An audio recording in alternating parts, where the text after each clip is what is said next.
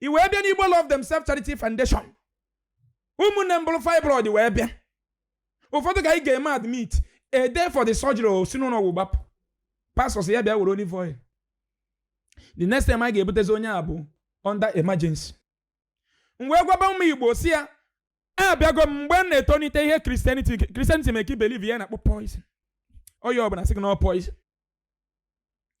Na abịago onye ọkpụ ya na-aza aza either nọ na-enwe heart problem or nọ na-enwe kidney problem or other sicknesses mere ọkpa mmadụ ịza aza. Mana onye ba je goro mmiri na-ete ebe ahụ ọkpa ya zara aza. Mana ebe ihe na-eme gị si bụ na heart or kidney, which if you give it proper medication, the heart, the leg will go down. Mgbe gwaba ndị ba si agwọ na over 6,500 people ọya. But ofe onye nwere fibroid, pastor Nigeria ma Reverend Father agwọrọ. Na mme quit this movement. Msi na mụ ebe Ezeaku Ejofa ma nọ dị ndụ. Ụmụnne m ndị Igbo na-anwụ n'aka ndị ụka. They should stop killing us.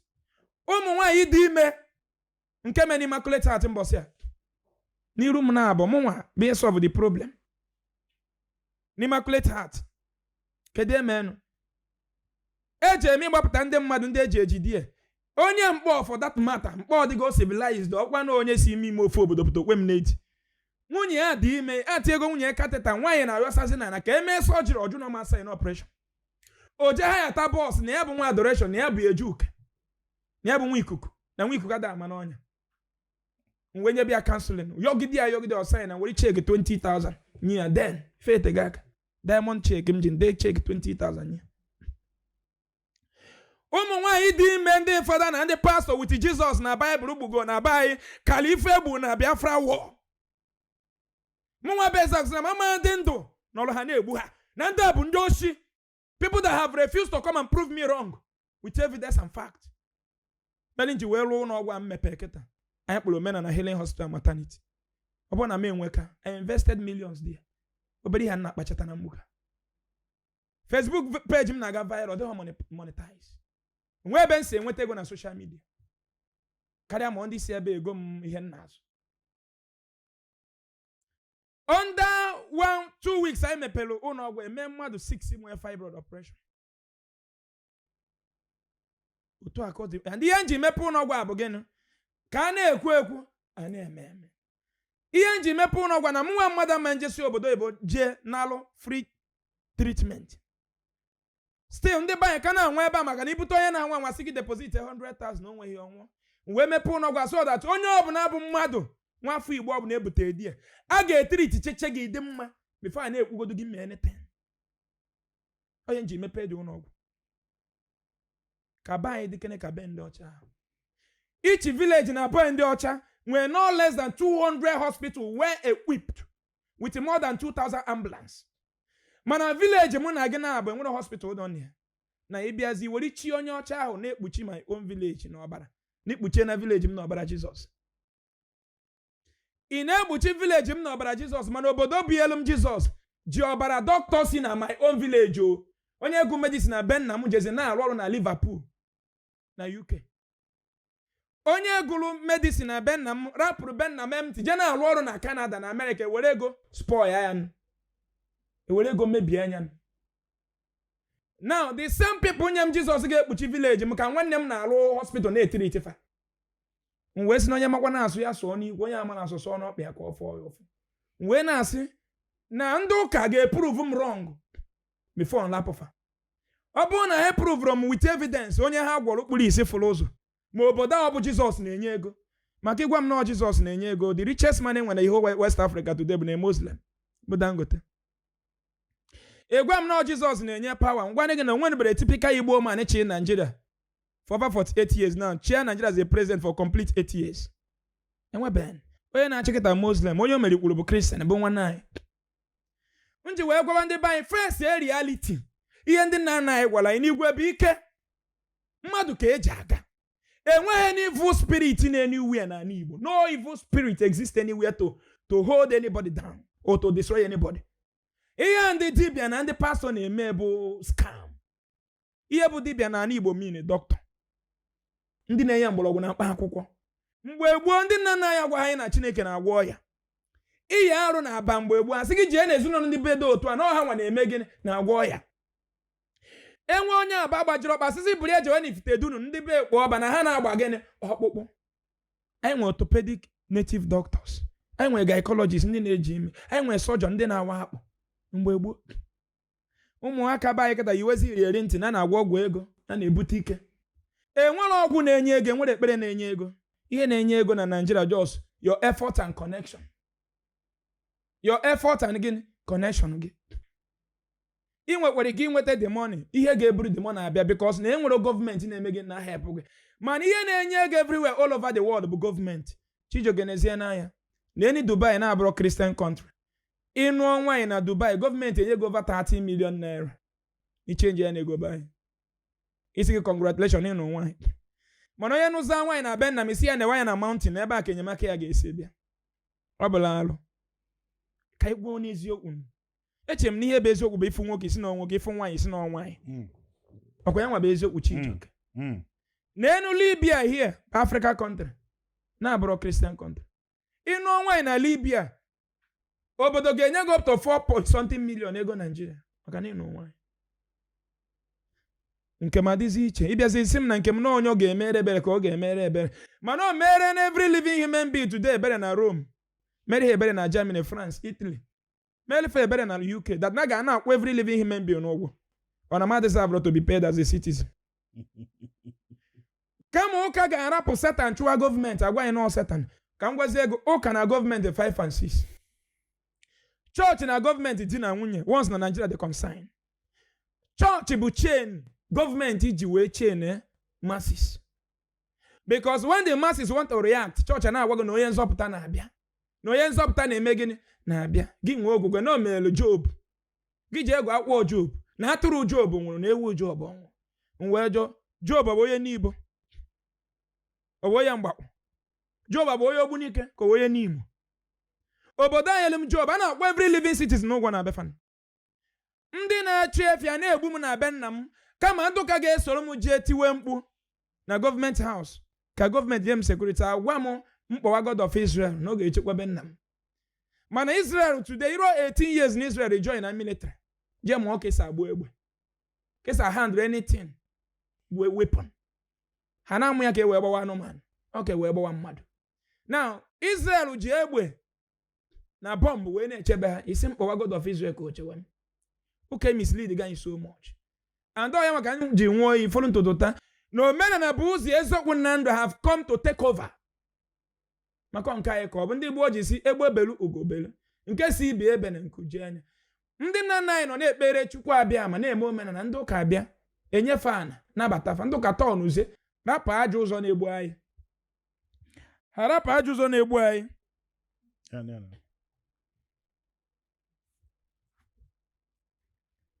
Ndị ụka wee rapụ ajọ ụzọ na-egbu anyị through the failure of the senators, governors, president, house of rep, local government chairman.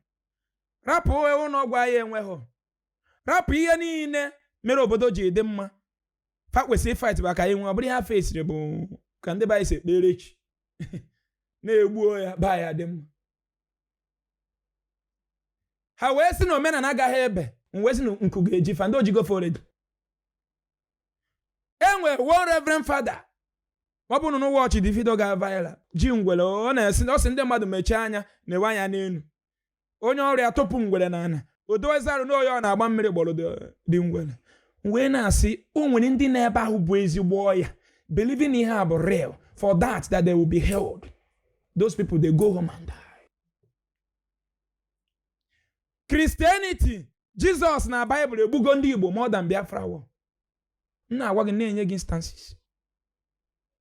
Wee na-asị na Chukwu okike abịa mana aja na nna m aja Igbo niile gaa nọnyelu m nọnyelu omenala bụ ụzọ eziokwu family worldwide ka anyị n'ụwa ọgụ anyị na n'ụwa eziokwu agaghị m eji egbe wee nụ ọga agaghị m eji ụta agaghị m eji mma so ihe m ga-eji wee nụọ ọga meri ebe eziokwu Chineke and anyị ga-enweta mmeri na ya si na ha Chukwu okike abịa ma ise dagoro na Mathias Ezeaku if onye ife na-ewute ị ga-ama if onye nwe passion for something you will know. Enwefe nche ijwe enwe ife ikwu and then ege gị ntị ọfụma fụ na isi na Christians gbakọta aka ọnụ mee protest. It means that fabido mebe nke ọma, you can actually tell them nice one. Ma ha bido mebe nke ọma. And then achọrọ m ịjụ gị, do you are you against Christianity as a practice? Or are you against the lies the practitioners are telling their crowd? Or all pastors mia ka ọ bụ some enwere onye enwekwa ndị na-emeti acha ka ọ na-esi na the whole system is wrong, or system ka ndị na-practice na-agwa ndị mmadụ nke bụ asị bụ the problem inwe problem with ganiru. Okay, the whole system dị wrong. Maka na iburu Bible ihe ibu n'aka bụ was. Okay. Yes. Okay. And ihe niile ndị be anyị na-eme n'ụlọ ụka bụkwa ihe Bible gwa ha ka ha na-eme 100%. Okay. Yoni ga-ayọta kwa aka n'ọnụ ụzọ ga-emepe. Chọni ga-achọta. So onye be anyị mewe fasting 100 days, ihe blame. Okay. You can't blame him. Ọ na-ayọ ka o mee gịnị? Ka ọ yọta maka na o nwere ọkụ, nwere ụzọ, nwere mmiri. Yes. Bible wee gwa onye be anyị na ọ ga-azụ agwọ n'ọkpa, zụ akpị ọkpa na ọma ntị ya. Ị na-anụ na-ekwu? Yes. Ife onye be anyị oje na ọ na desert. Agwọ bịa ebe a tụọ ya. Ọ nata nwụọ. Bible wee gwa ya ba ya jee na mountain ebe anya n'ebe a ka enyemaka ya ga-esi wee bịa. Mana nwere country na ya na mountain to survive. So why can't I be against it totally? Bible wee gwa ndị be anyị na Moses pụtara kọọ mkpara na mmiri na osimiri ka win to 2. Mana sayensị na-akọwa na osimiri dị more than 500,000 deep down feet. Wee jụọ ndị na-agụ Bible si ya mgbe a osimiri kewalụ, God ọlụlụ ha bridge ha cross ka ha gbada n'akpa na mmiri ahụ. Chọzie lada ha ga-eji wee rigotekwa enu wee cross. Kedu ihe dị na Bible ga-abara onye Igbo uru? Come in time of trouble that will answer you. Ọ na-aza anyị. Anyị kpọrọ ya time of election ọ zara anyị. Ewe ọkụ na be me wee ma n'ime ụnụ ụka n'ide ego ha jewe ihe na-akpọ karo. Ha ma na Jizọs adịghị enye ego na Christianity fraud. Maka onye asị gị yọọ na ị ga-ayọta ka anyị batazi n'obi ebe a Jizọs ibi. Ha n'ide ego ha bịa na be m na-aga ụlọ m onye nwe ụlọ. Ha nyerute ego were obi Chineke na nyerute ego. Onye nwe ụlọ kpakpa ka anyị na-asị were obi Chineke na nabata anyị. Ọ nọ n'ụlọ tete ọ nọ n'ụlọ tete bịa n'ụlọ n'anyị. Akpọta gị n'ụlọ practicality. Narị gị ego practical wee jee gboo mkpa chọọchị practical. Mana alụlụ gị chapel ebe ị ga-eje yọọ ka ime gịnị ka ịyọta. Nwanne ọ bụrụ scam. Jijo ka jụọ m gị. Ọ bụrụ scam. Ụmụnne m ọ bụrụ scam. Maka na asị na ọ bụrụ na mmadụ tụọ gị mbọ fọọ gị ụfụ atụnụ ya onye ọzọ. Kedu eme na mama dị condemn Christianity total ebe ọ bịa kụziere m miracle. Mana enwere ihe dị ka miracle. Ihe anyị nwere n'ụwa coincidence ihe ndaba. Na nna ebe a kịta mgbe atọ ọmụ. O nwere ihe dị iche na nna ebe a win 10 million.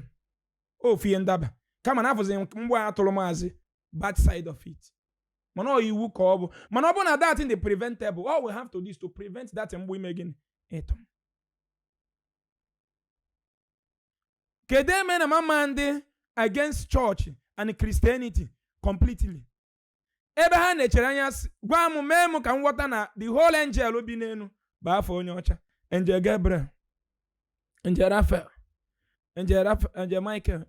Enweghị Angel Nwafọ ma Angel Nwankwọ, Angel Okoye, Angel Chọma, Angel Ifeye nwa anọghị n'eluigwe, Angel Mgbeke anọghị. Kedu eme na mama ndị against Christianity and Bible? Ebe ha mee ka mma na Jizọs kpọnitere onye nwụrụ anwụ. Ha sa ije n'ụwa lụọ na anyị ga-alụkarị Jizọs. Gwagodo m onye village gị nwụrụ anwụ akpọnitego ọnụ. Mama fada nwee nie ya. Azọgbo mmadụ 14 na adoration n'Enugu enisi efa. Azọgbo nke azọgbo n'uke eni efa ncha. Ụnụ ka nwanne anyị nwoke nke nọ na Lagos collapse gbuo millions of people eni anya. Ndị nke si na ha mere ha many days crusade mbọsa. Ndị misiri ebe a ka nkụ ma ndị nwụrụ anwụ. Kedu ihe a Bible kwuru bịago na mmezu me na mama ndị against Bible? Kedu eme na mama ndị against Bible ebe ọ gwara m sị m na ọ ga-edowere m nri n'etiti ndị ilo m? n'etiti ndị ilom ka ịchọ idobere m nri. Onye na-agwa gị okwu a chọrọ ka ị nwee ọnwụ ike. Like mgbe anyị nọ na village na-achụ nta ịkọ, onwe ndị be anyị na-akpọ ịkọ oke ya na-anọ n'ọfịa. Anyị na-akpọ ya ịkọ ma ọgụnụ. Ewi. Yes, ewi. Okay. Iwelu mkpaka na anyị na-akpọ otu Gbam. Ime ya otu iwere akwụkwọ akpụ, mba osisi akpụ. Tinye nri. Ọ fụrụ enyi ozugbo bịa ka o rie nri ahụ. Otu Gbam eme gịnị? Etie ya aja. Mkpakana amadi. Ọ ihe omini. Eziokwu nya bụ Baịbụl wee doro mmiri ndị n'etiti ndị ilom. Ndị Roma na-egbu. Maka ofu onye abịala Baịbụl tiekwe m n'ọnọdụ nnọta ata n'obodo a. Maka abụ m obodo na-aza afọ onwe m before ọbịa. Kpọkọ mụ na ndị ọzọ ọnụ nọ n'afụfụrụ ụta. Kedu eme na mama ndị against Baịbụl? Ebe Baịbụl na-echere anya. Mepee ọnụ sị na Jizọs mere onye kpuru isi ọfụba ụzọ. Mepee ọnụ sị na Jizọs mere mmiri ọwụọ mmanya n'ezie n'anya. Ị ma na Baịbụl mere anyị ji na ya dị productive today. Ọ bụ na our forefather nwere ike ịchọpụta alcohol atinyeghị chemical rọọli. Ọ bụ na nna nna anyị nwere ike iwepụta mkpụrụ akpụ refine gị dị enweta mmanụ nri. Weta ọgbọnọ na-enweghị ihe gbasa mmanụ na ọgbọnọ. Process gị dị ọgbọnọ. Tasi ugiri gbuwa ya wepụta ọgbọnọ gbaa ya n'anwụ. Ọkọ gosi n'ihu ụwa a bụ due process. Mana Baịbụl gwara gị maka miracle. Na wee weta okwute na abụọ ga-abịa ichikọ ya ọnọma produce aja akpọrọ igu. Hini na they got it through research. Ewere akpọsị ọgbọnọ tinye ya mmanụ tinye akwụkwọ nri obula ofe. Which machine niile nọ n'ụwa ga diagnose gị afọ na ọdịmma even asị gị rie before agba gị ọgwụ. Ọkwa eziokwu? Yes. If these people can be able to produce this kind of thing and me and you now cannot be able to produce aeroplane, something is wrong somewhere. Ka ebe the cause Bible. Ọ bụ na ndị papa m nwere ike iwere aja kpụọ ọgụ kpụọ mma sigide aja n'ọkụ ọ bụla iron were ya kpụọ ọgụ kpụọ ite kpụọ mma mana taata enwere m ike produce pant nọ na be m mana enyere m hope mụ yọọ na nga yọta Bible bụ the cause of the poverty in our land. So anything Christianity bụ evil. That them against it. Ụkwasị dị na erika. Ọ bụ na ịtụkwasị Christianity obi ọ ga-edufe gị. And the day reality ga-ehit onye a ị ga-akpọ Jizọs enu kpọkpọ otu Baịbụl enu akụkọ. Kedu eme na mama dị against Christianity? 2021 or 220 if I'm not mistaken. A kidnapped one of American president, another part of Nigeria. Donald Trump will send only 8 soldiers with one of the fastest fighting jets made by a man like me and you in their village through common sense, not inside Bible. For a telescope, you febe one nefa fly a jebulu one nefa. After 2 months, they kidnap only in the can Reverend Lawa. Christian leader quote to a Bible. Na Lazarus na bonitariano. Na Shadrach and Meshach and Abednego egburu onu n'ọkụ wuye ọkụ na tukpuo ya n'ime. After 2 months, jide the man gbuo obere onu gbuo ya ka ọkụkọ.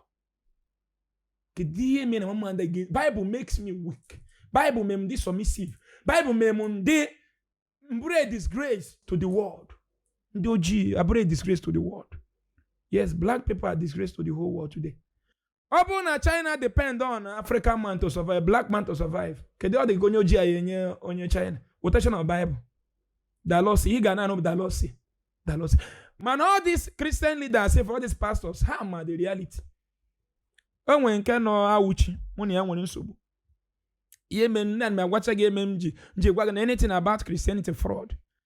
Nke na awuchi mụ na ya nwere nsogbu. Ọ pụtara nye testimony na e kidnap one of his member. O wee kpesie ekpere.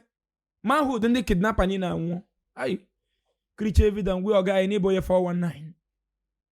Ni no in position ịgwa the whole world na ị na suffer from insecurity. Na ị na brainwash the youth na onye bịa ọgbakọ gị na ekpere manhood ha eme gịnị? Anwụ kidnapper burufa. O wee kpọkwa n'ụwa ya nke nọ na Warri nke na-ere mmiri. Miracle soap, miracle gas eji esi nri. Mpụtakwa o mekwa magic na ọ na-agwakwa onye ọya nwụsị ya n'ihe mere fake. Ọya ya ala. Pụta na social media tie Mathias, I will look for you. Interpol, DSS, ọkwa ndị a nwere power a na-enye key. Onye nke ahụ fightiri Mrs. Omelo 1 year o jamzie ndị ntọ nke nwa kpere ekpere manhood ndị ntọ nwụọ. O jamzie ndị ntọ jide ihe niile esu ya gbagbusie gbaa egbe niile ha gbaa na moto ya mana mgba abaghọ na moto ya maka na moto ya bụ gịnị bulletproof car which is all use common sense reality nalụzie ndị believe na miracle ego je go practicality to protect himself and that bulletproof car maybe onye omenala maybe Muslim is made to protect anything nọ n'ime which is here na-akụzi that I don't want to be better than anybody. I want to be better with everyone. Chọọ mi chi ọbụla ga-enye m ego mmadụ na-akwa baro chi ahụ nkịtịkpa gbachi ya. Chi ọbụla ga-agọzi m n'ụwa nwaanyị dị ime a na-ere pure water ụmụnna ya ewere ụkwụ si ebe a na-eje obodo oyibo chi ọbụla ga-enye m ego taa nwunye m na-ata afụfụ chi ahụ nkịtịkpa gbachi ya. Achọghị m ya. Ego m nwetara na Nigeria taa by opportunity. Ego mass ideology. Ego is man-made. Now, wee gbagbusi ihe niile ya na ya so na moto mana mgba abara na moto ya because o je practicality aga. Nyeze member miracle. Nke wori si na ọ ga-akpụrụ m omelo 1 year kwa ọkụ ejide chọọchị agbapịa. Gbaa ihe niile ma oche ma ebe Jizọs ibi. Angel n'ọsọ, Moses ọsọ. Ọgbacha akpọzie mmadụ ụwa eje kpochewa ebe ahụ. Ihe na-ekwukwana bụ ka ọ dị mma ndị be anyị hafụ Christianity ma ga-eburu mumu. Christianity ga-eme gị ma nwe sense. Onye ọcha mount satellite na bia ị nwere ike iwere ihe dị ya na free. Ọ gwazie gị na in the book of Bible Habakkuk just the grey word shall come to pass. Ngwa Africa the grey kenenu ko depend on you today ihe akwa. Okwero over 60 million reverend father and pastor the grey kene ka enwe steady light. Degree kenu ka ndị kpọkọ hala m na-egbusisi ndị amị anyị our innocent soldier ka ha kpoo isi so Chijoke nwanne m adịm that is everything about Christianity bụ demonic and evil. Or Christianity in Africa ka na the whole world. The whole world. Trump akịta iji maatụ ji private jet wee bịa bulu onye otufa akwa na Christian ka ọ bụ. They believe na ihe Jesus ga-eme. They believe in their brain. Father practice on ndị isi ojii ka ọ bụ the whole Christianity in the whole world. Ndị ọcha ma na ọkwa asị. Fajos were ndị ojii as a belief. Yes. Ndị ọcha ma na ọkwa asị. Fajos were ndị ojii. They don't work with anything in Bible. Ịma na anyị na-akpa nkata ka anyị tụgharịa uche because truthfully enwero ihe dị 100% right and nothing is 100% wrong. And some people do feeling have problem with your approach sometimes. Even as bad as death is also rest. Death bu ezumike ka mmadụ ji izu. Mmadụ tasị afụfụ asọ ya ngazi ya ezukwo ike na ọmago. Enwe one woman ajụlajụ say that you see something good in everything. Kedu something good ifo na ebe ekwensu Christian na ekwu no. Also na ifo like ekwensu no the ekwensu the hard working. No ga chugide gị it means that there is good in everything. Christianity aketa I want you to react to this. Some of these Christian churches which are universities, which are schools, some of them were hospitals, some of them which are obugodo na school na 1 million man how much people employ but they're gonna farm which are training businesses how is the chago inyokwa if na some of them which are not on scholarship and when they check free education if you know nke akwa abụrụ ezigbo ihe that Christian abụrụ so even if you say Christian men nke wana you hate it you feel like you cannot even excuse some people because of these good things.